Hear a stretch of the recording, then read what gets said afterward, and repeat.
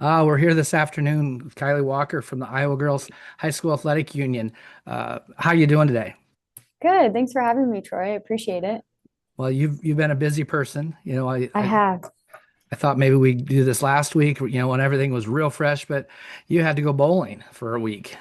Yep. Um, We had a couple nights at home and then woke up on Monday and headed up to Waterloo for state bowling. So it's a busy time here at the Girls Union. yes, it is. And then basketball is in how long?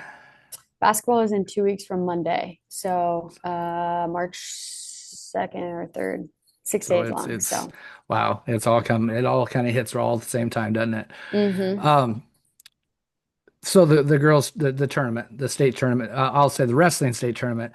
hmm Wow, what an event. What a fantastic event. Are there some highlights that really stand out for you? First time being on this side of it? hmm it was a really good tournament. We've received a lot of compliments, which is good. I know we worked really hard as a staff to put on a good tournament this year. And I think the biggest thing for me that I keep hearing is that the finals was on television. And I don't think I really realized how big of an impact that was going to have on our sport until after the fact, when you hear from a lot of those people that are, flipping through the TV and they see it and they turn it on and they watch a little bit of wrestling, even if they watch, one match, that's one more than they maybe watched before. Yep. And some people that I've talked to have got on the TV and then ended up watching the whole thing. So I really do think overall as a tournament, that was one of the highlights, was being able to showcase our sport, not just for the wrestling community, but across the state, and tapping into some of those people that maybe weren't wrestling fans or are general wrestling fans, and kind of getting to know our sport more. Yeah. Yeah, I think that's such an important thing. I even talked to some of the JUCO coaches this year that got to be on Iowa Public Television and the Mm-hmm. impact that that had on their recruiting, on just people knowing that JUCO women's wrestling exists. And so yeah, Mm-hmm. that was awesome. That takes me back to the days when I was recording on VHS the Iowa State meets and Mm-hmm. rewatching those all year long because I got like Yeah. eight and watching the state. I didn't want I usually was down there, but watching state finals or recording them and getting to watch them back, it's kind of a nostalgic thing too. Mm-hmm. So not having to be on the arena side of the sport or of the Yes. tournament, how was that for you this year? My body wasn't as physically exhausted as it was in the past, but it was fun because I know that side of things. So I would say that for me, the whole process of the wrestling season, I wouldn't say that the state tournament was easy, but it was simpler for me than like the whole regional process, because I knew what went into it and I knew all the details. I could tell you how many sections of mat were out there, all those little things Uh-huh. from my old job that helped me in so many ways when it came to the state tournament this year. And we have such a good relationship with Extreme Arena and the Sports Commission over there that they make it so easy for us to come in and run a great tournament. So it was a different experience. It was a fun experience. It kind of brought me back to what it was like being the tournament director for Donnybrook and some of those other tournaments that we ran when I was over at the Sports Commission, which is what I like to do. The fun Yeah. things. So.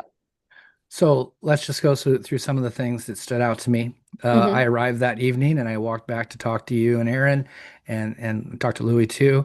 And you guys were running the clinic hmm for the youth. Yeah. What explain I mean, I know you do that for other sports, but just hmm talk about the clinic just real Yeah. briefly. So the Future Champions Clinic started a few years ago, I believe, with basketball is the first one, and it's actually sponsored by our Iowa Girl Foundation, which is something that started in 2024 as a way for us to continue to support Iowa girls, but not just state champions or the ones that make it to the state tournament. So it really is an opportunity for sixth through eighth graders to come into the facility, the tournament venue, and get to experience what those high school girls get to experience. It's a really special thing. And it's for us that it's already set up. The space is already there. We're already paying for the space. All these things are already set in place. So it was an easy addition to our state tournament. This year we had high school coaches come in do the stations, which I think was really fun too because they all brought a couple other athletes with them, and as a former athlete, I know what it's like to look up to someone. And so I think it's a really special night. Someone told us that we did a really good job this year of honoring the past wrestlers that kind of trailblazed the new wrestlers, the young ones, the current ones. We touched a lot of different groups in the wrestling community, which I think is really important because it is so new. And all of those IWCOA past champions that we honor before the finals, really, we wouldn't be here if it wasn't for them.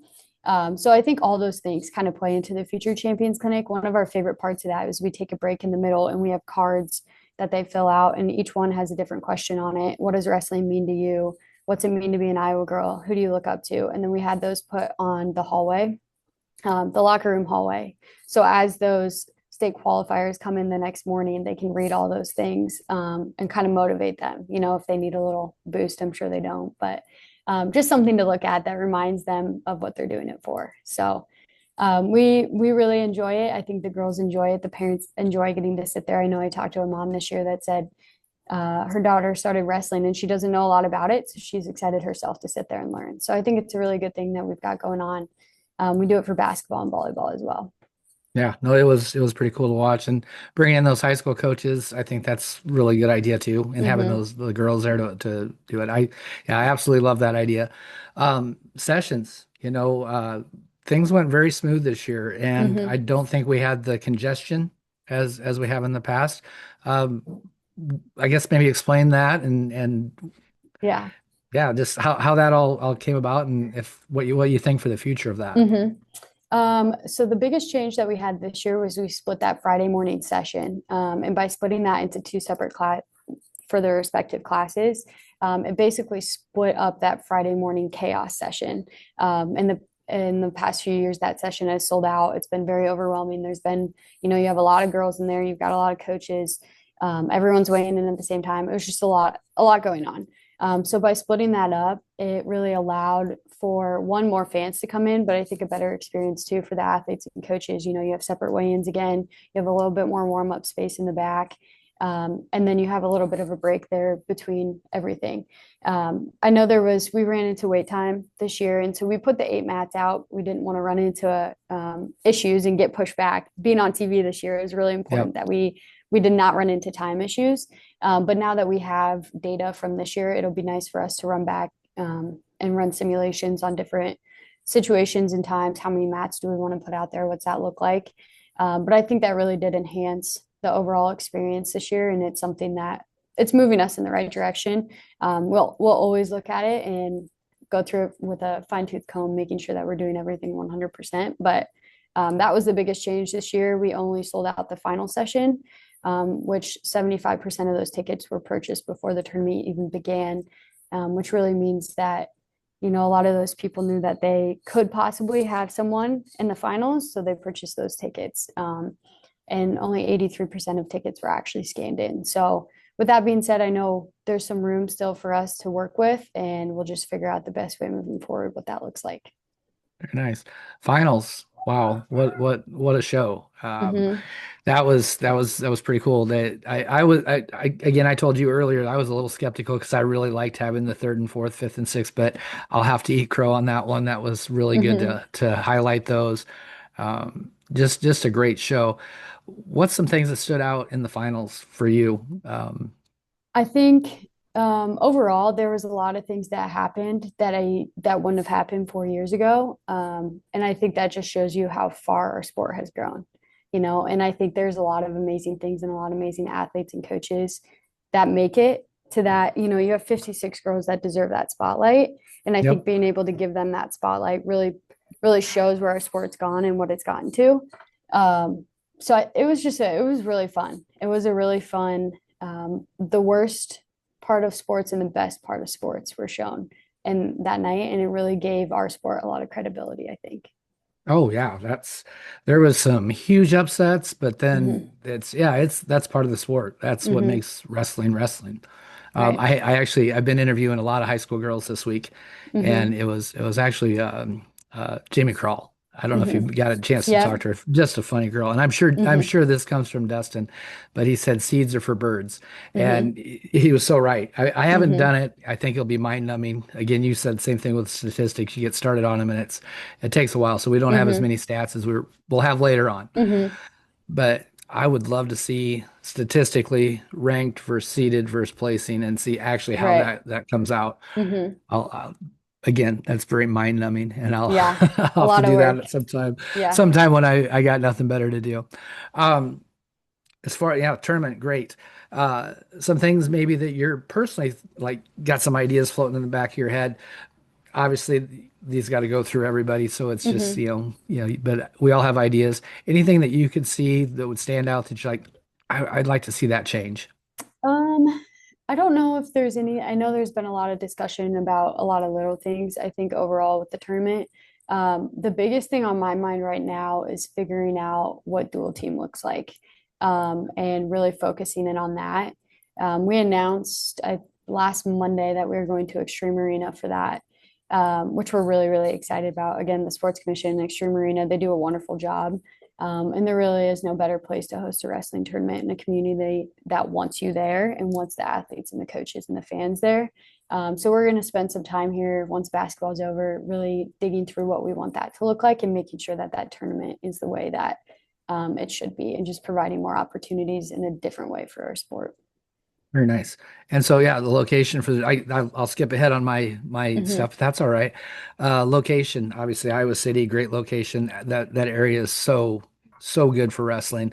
The the venue is good for wrestling Hmm. because it's big enough but yet small enough. I guess Hmm. if that makes sense. Yes. Um, do you know what are the dates? I should know that, but I It's January 22nd, so the Friday before individuals regionals is the state dual tournament. And okay. right now we had that Monday the 18th. That's actually MLK Day. We're gonna have that as the qualifier. We might still have that because after talking with a lot of coaches and athletic directors, they still have activities on MLK Day, and it really Hmm. seems to only affect probably a smaller majority of schools than we maybe initially thought. So we're working through that, making sure that that date, again, we have to go through the unified calendar and make sure all those things are aligned. But right now, those are the tentative dates that are out there. And I will change that, update that stuff on our website here in the next month or so. Yeah. I know it's probably a ways away and you guys are probably still determining how are we going to determine the teams? Do you know yet? Is that I don't. That's part of our discussions and what we, I guess, what we want that to look like, and comparing it to a lot of our other sports here that we have in the office and what that setup kind of looks like, I guess. But yeah, yeah, because it'd there's be a really lot of work to be had in that space. yeah, that's it's a hard thing to do because there's a big difference between tournament team and dual team, Right. and yeah, it's that's a difficult one. And Hmm. yeah, I didn't no idea if I know at one time, probably 2 years ago when we were talking, we had talked about regional champions and doing it after like the boys used to do, Hmm. but that doesn't always work out well either. Yeah. So I was just curious if you had any ideas on that yet. Um, let's go backwards into our we already talked about attendance. About 83% showed up. So we still have 83% of that. We still have room to grow on Hmm. finals night. We There sure is room. do. So Hmm. and it's loud and it's stuff. Anything that we could do to I don't know. I dispel that every time I hear we need to go to downtown Des Moines and what is Hmm. it, KC Center now. I think that'd be the worst decision ever. And actually, I had a comment from somebody from Pennsylvania, I believe it was, that they had switched their tournament out of a smaller arena into the larger arena, and he said it's horrible. Hmm. There's just there's no atmosphere to it. What would it take? I mean, what kind of we'd have to what would it take to be big enough to go down to Casey Center? I don't know. And Casey Center and Catch Des Moines, they do a wonderful job too of hosting our tournaments. It's something that we would have to definitely discuss if we are ready for that change. I know I always think about it. Would you want to be sold out in a smaller arena with the atmosphere like what we had, or would you like to be in a bigger space where it doesn't feel like that? You can feel that.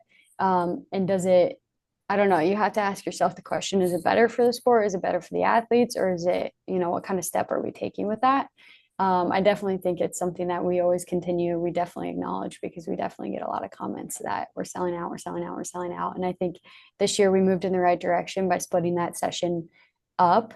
in the morning on Friday. That really helped with only having to sell out. And really, we only sold out maybe an hour or two before the final session. If we were selling out, before the tournament even started, maybe that discussion would need to be had a little bit sooner than on our minds right now. But I think with it selling out as close to the final session as we did, that still gives us some time to. And I always said too, I'm like, it's funny because the first year of wrestling, Dan Gable was there and he told me, he said, we're really going to have an issue when we start selling out the final session. Cause that was when we had one class, three mats out there. And Yep. I said, yeah. And he's like, I don't know how far away that is. And I'm like, I don't know either. What do you know? A year or two later, we're doing that.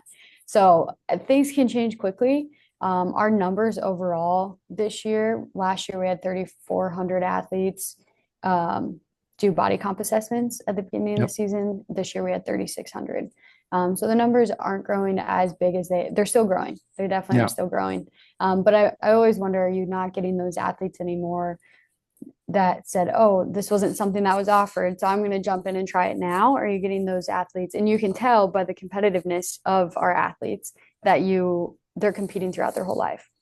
So I don't know. It's definitely a question that's always in the back of our mind. If we need to move, when we need to move.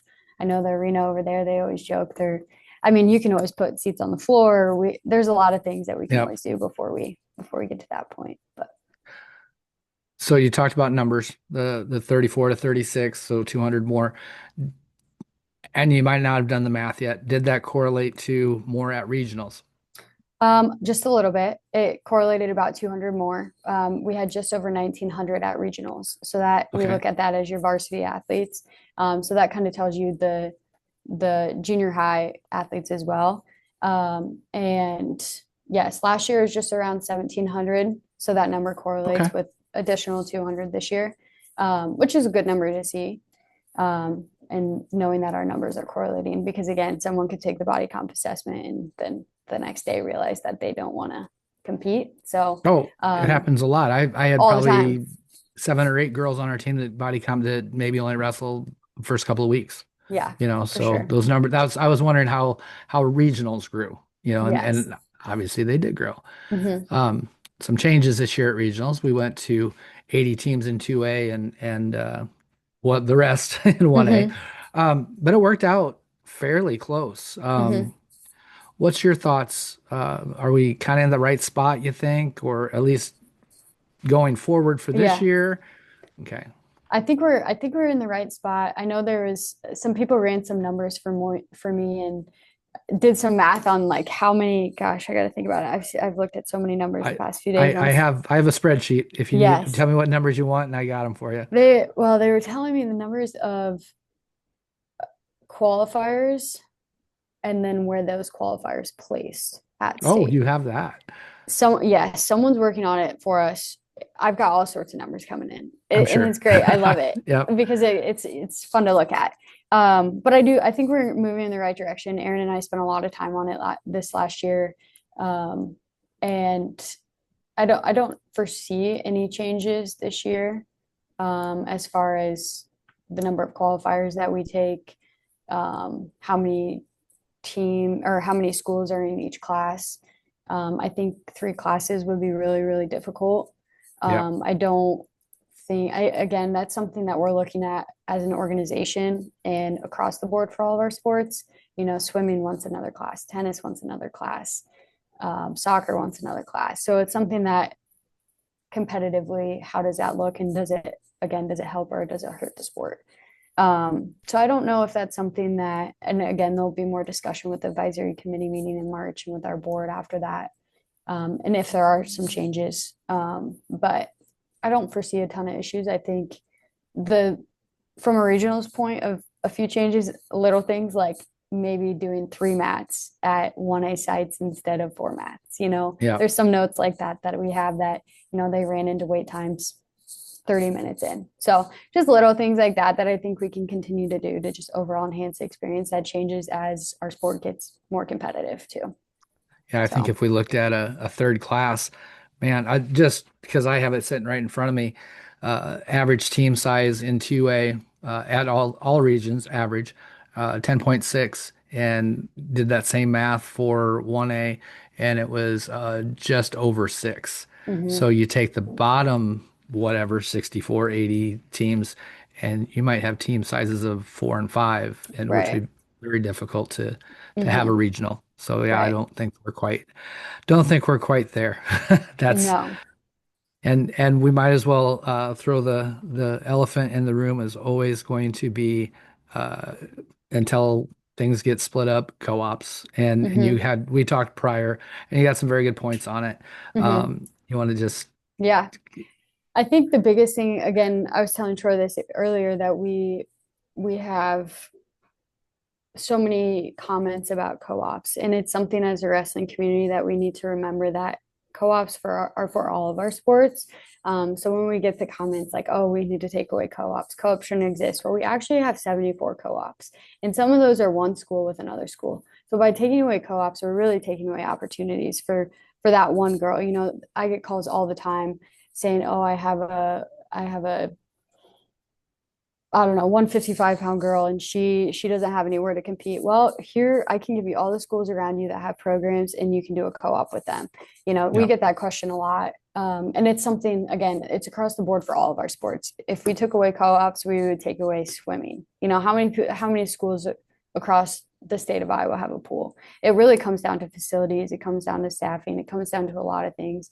And I heard someone say it at wrestling. They said it only is an issue when that co-op's successful, right? And it is a hard pill to swallow, I think, for some people to understand that it really goes a lot far beyond the success of a program at that time.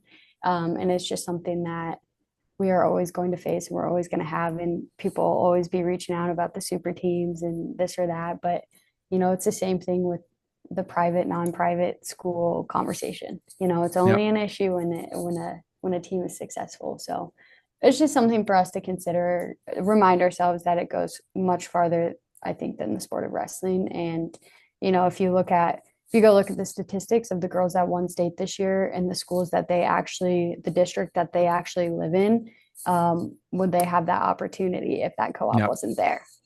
So just something for everyone, I think, for us to consider as we hear some of those comments or changes that people would like to see. And again, we answer every email that we get regarding some of the co-ops because we know that that's a concern, for a lot of school districts too, and a conversation that changes year over year. We were talking about it earlier. Every year looks different for every school district. So. Yeah, I mean I can address that too because I have a co-op and it's a fairly large co-op for our area. Hmm. Maybe not large scale, in the state, but for our area. But those things are starting to have different conversations, and we're starting to look at some different things. And that usually happens when someone's child is not getting an opportunity, and Hmm. then someone starts to talk to their school, and that's usually how things get switched around. Because coaches and a lot of times, like you even said, ADs don't necessarily have a lot of say in these things. This is usually school board and Hmm. superintendent type thing. And if they're not Right. bothered by it, it's not going to change. Right. So yeah. And so yeah, 100%. I'm seeing that. We're having discussions just because of other reasons in our school district and stuff. So I know that those happen as it's mostly parent driven. Hmm. It's not school driven, you Right. know. And honestly, with our sport, it depends sometimes on the weight class. Like, Yeah. is that school co-oping or not? And like we would get some, after the fact. Um, you know, the biggest thing too this year is the House File 189 that changed a lot of things. We don't just take the host school, we take the largest school and then we multiply everyone else by 0.25. So that changed classifications overall. And wrestling probably saw that change a little bit more than everything else. But again, that's something that's out of our control. So Yeah. there's just some things that are in our control, some things that are out of our control, and some things that are across the board for all sports in our state, including boys sports. There's a ton of co-ops in football as well. And that's just something we can't just take away with the snap of a finger. So. Yeah. You mentioned earlier you don't foresee us going to a three qualifier. Hmm. As many of us coaches that would love to see that. I don't disagree with it at this point in time. Hmm. Uh, just because yeah, I just don't. I would like to see it honestly, and that's more probably personal because that day breaks your heart Hmm. for a lot of kids. Yeah. But yeah, no, that's one of those that I'm sure that'll come up at the advisory meeting, and I'm sure Hmm. that definitely will. Um, and overall direction of girls wrestling. Where do you think we're going? I think we're moving in the right direction, which is great. I think we always have been. And again, like going back to the finals, I just think there were so many good things that came out of that. Um, it was the best and the worst of our sport, and I really do. It put us on the map for a lot of people. A lot of Hmm. people sent me things after the finals that I would have never expected. For them to reach out or to even that wrestling is even on their mind or even something that's being talked about. So I think just with the credibility of that, there there's so much growth whether than and you can look at the numbers and say that there isn't a lot of growth, jumping 200 additional athletes this year that took body comp assessments. Maybe that doesn't look like what it used to, but the growth of the competitiveness, I think, is a big part of what we are seeing, and maybe we'll start to see more as the growth and in saying that, okay, that's the way we're growing, maybe not numbers but how competitive we are is growing. And it's really fun to see. It makes it exciting for everyone involved. And some of the things that happened this year, you wouldn't have seen that 4 years No, ago, no, and you for see sure that in not. some of our other sports too. You see some of those upsets, and it's like, okay, that's happening in our sport now, so it's exciting. I think the way that we're moving, and I think continuing to grow. I think the dual team tournament will be fun too.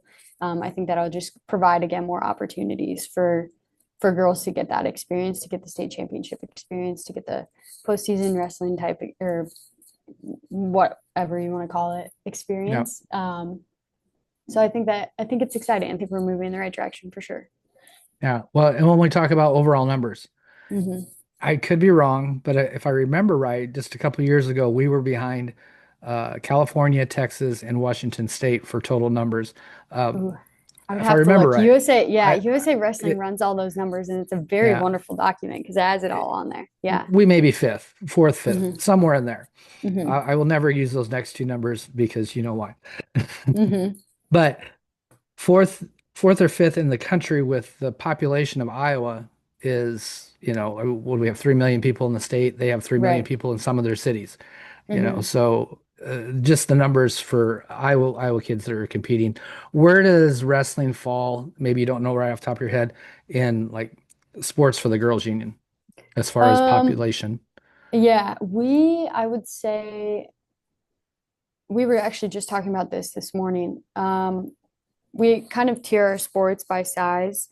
I Hmm. would say wrestling is at the bottom. So tier ones are softball, volleyball, basketball, Yep. massive sports, right? And then below that, I think you would consider like track and field, cross country, soccer. And I would say wrestling's at the bottom of that. Wrestling's a little bit bigger than tennis, swimming, and bowling, I would say. So it's kind of in between Hmm. um, our smaller sports and then our medium-sized sports. Um, which is a good spot for it. I think it's Yeah. it's kind of on its own because the championship is in such a large space in a venue like that. Um, it's kind of in the middle there of those sizes. It's very far away from some of our big sports, so I will say. And Oh, on yeah. sheer numbers, when I look at what basketball is doing as far as numbers and regionals and everything, I'm just like, oh my gosh, I can't even imagine how. Which I mean, no state really has that number for wrestling, so but just something that you think about in your head. Yeah, no, it's crazy. Like even just I know from AAU side of the sports, AAU volleyball is insanely huge. I mean, Mm-hmm. the the number of people that go through like we used to be at the Orange County Convention Center for wrestling, and now we got kicked out because volleyball brought in Mm-hmm. I can't remember the number. It's like 40,000 teams in the 1 month. It is so crazy to me It's that even the last few years, I was a club volleyball player, so I was in that world. Volleyball is like you would think that basketball, with just the popularity of the sport within the last 5 years, is growing. And I mean, volleyball is like taking over the world. I don't know, it yeah. just surprises me. And I mean, it surprises all of us. We have a task force on the declining numbers of basketball and addressing that and where does that come from, And club volleyball is definitely a factor in that for sure. But it's For crazy sure, that's a how fact. It's a how factor in all winter sports. It yeah, is. for You sure. know, they thought it was wrestling doesn't take your basketball players very often. No, they thought it did for a little bit, but you can definitely tell that it doesn't. But Yeah, it's and another if thing to the growth of wrestling. It's fun. Aaron and I were talking about this. The first few years, it was like, okay, you're getting athletes on the mat, you know. Now you're getting wrestlers, and you can tell the yep, wrestlers, you know, like it's kind of fun to see that growth too. So, yeah, but it is really cool to watch that. Every year or every podcast I do, I don't always focus just on wrestling because that's not always fun because not everybody wants to hear about that. hmm Uh, we're in Coralville. We're in the little Wrestle Town area there. hmm What's the best place to eat? Oh, so our staff goes over quite a bit for meetings for volleyball, wrestling, tennis, swimming, and we always eat at 30 Hop. That's like our go-to spot for our staff. For I sure. personally, because I worked over there, I love going to Tribute, which now I think in Ankeny has a Tribute and a 30 Hop. So those are great. After hours, Iowa Athletic Club is great. Yep. I mean, all three of those are really good. Marquis has really good pizza. I don't know the whole. I love the Iowa River Landing. Someone once told us that it was an Olympic village. It's its own Olympic Yes. village, which it Yeah. really is, which makes it fun. But if I had to pick a favorite, I would probably have to pick Tribute, my Okay. favorite place. Have you had the ramen? It used to I be where Fuzzy's haven't. Tacos was. I Oh my God. haven't. I heard it's really At, good. yeah, you need to go have ramen at, I can't even remember what it's called, but go have ramen there. Um, it starts with an R. Gosh, I can't think of what it's called either. I've heard it's really good. And then down towards the end by Hyatt, I don't know my Back directions. Pocket, There's a sushi place. Kanomi. That is so Yes. good. Yeah. Kanomi Every is so year good. we the coaches and I polished off 10 rolls this year. So Oh yeah. yeah. My fiance is from Iowa City. Kanomi is a staple for us when we go back. It was a staple when we were there. I think no, oh, what's it called? I'll have to text you the name of the roll. That's really good. It's like Okay. one of their chef's rolls. It's good. But I usually just walk in and say, "Hey, I like raw. This, a few people want, not hmm pick us out X number of rolls, and they do a great job and stuff. yeah, So we had a good time there. I love it. Um, I'm gonna get in. These are new questions for me, so I'm gonna go ahead and look back here. When you look back on the season, what are you hopeful that the wrestling community is going to take away from this entire the season as a whole? Mm. Ooh. Um, Personally, I hope there's some trust in me after this season. That was my big goal this year. I really tried to get out there, spend a lot of time on it, and do a good job. So I hope there's some trust personally for me going into the next season, in a space where coaches feel like they can come share their concerns, their highlights, the good things, the bad things, all of it. So I hope in terms of the wrestling community that, but I also hope that the wrestling community sees that we are continuing to make changes every year to continue to grow it in different ways. The big change again being this year, putting the finals on television. That was a really, really good thing. And that we are going to continue to do those things to put on the best experience, the best state tournament for our coaches, our athletes, our fans, everyone. So just because we had a good year doesn't mean we're done, right? Yep. So that we just continue to grow and get better year over year. So, Yeah, that's one thing I do tell people, because I'm out and I get asked a lot of questions and a lot of things like I know, like I don't know, but hmm I do know a couple things. It's always evolving process. It's data hmm driven, and hmm it's again never done. So those are hmm things I do know. So I usually tell them those things that if hmm you got data, give them the data because they'll look at it because that's where Yeah. that's where decisions are made at that organization. It's not hmm it's not it's not this I feel. Right. I've Right. said that in those advisory meetings and I feel this and then you don't get very far with I feel. I hmm want I know Aaron we wants results or wants numbers. Tell me for why. sure. Yes. And We so need the that's data and the surveys and all the things that provide us with answers there. You just have to find them in the data. So, So what would you feel the story from the tournament is? Oof. Oh, geez. I don't know. Um, Someone did tell us, and I think I mentioned this earlier, that this tournament represented the past, the present, and the future. And I really do think that this year we achieved that. We honored the past IWCOA champions, which was really fun. We honored the current athletes, which was really fun. And then we got to honor the future champions, which was also Yeah. really fun.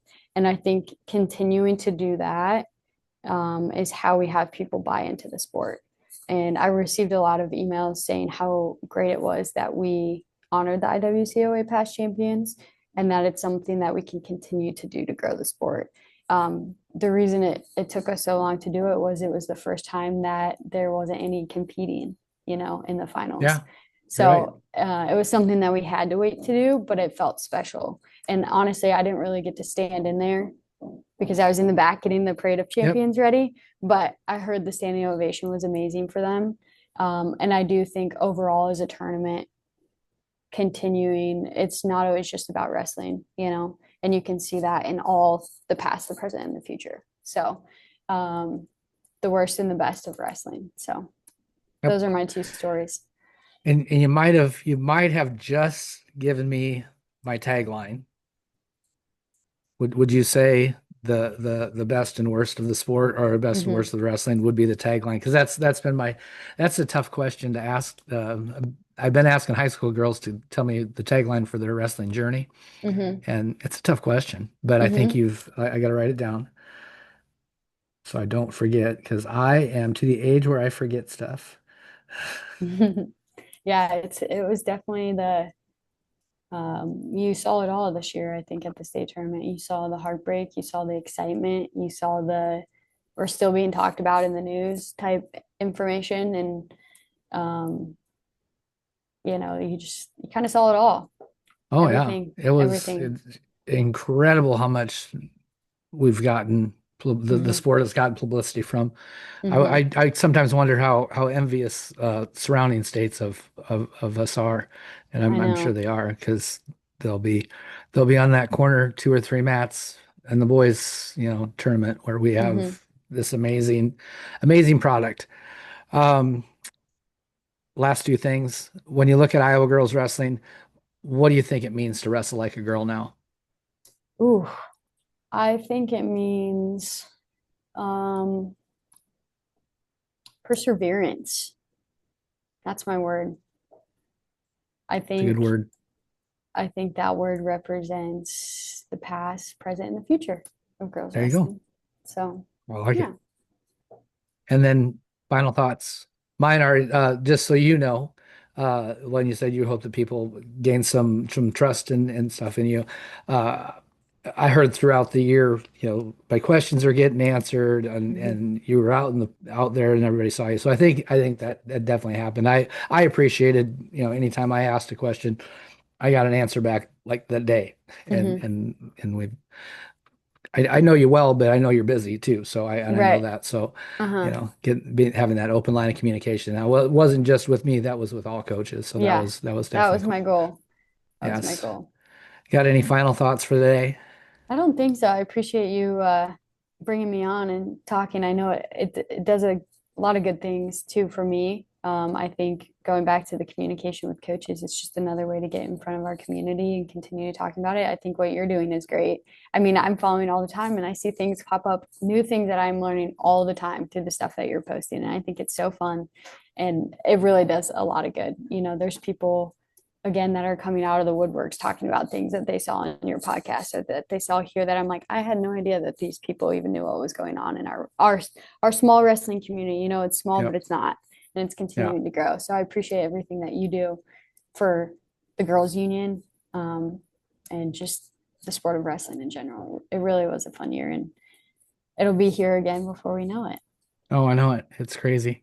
It is crazy how fast I can come around, and it gets faster as you get older. Mm-hmm. Definitely believe I'm me. sure it does. I'm sure it It does. does. It does. So, well, thank you very much. I will talk to you very soon. Thanks, Troy. Yeah.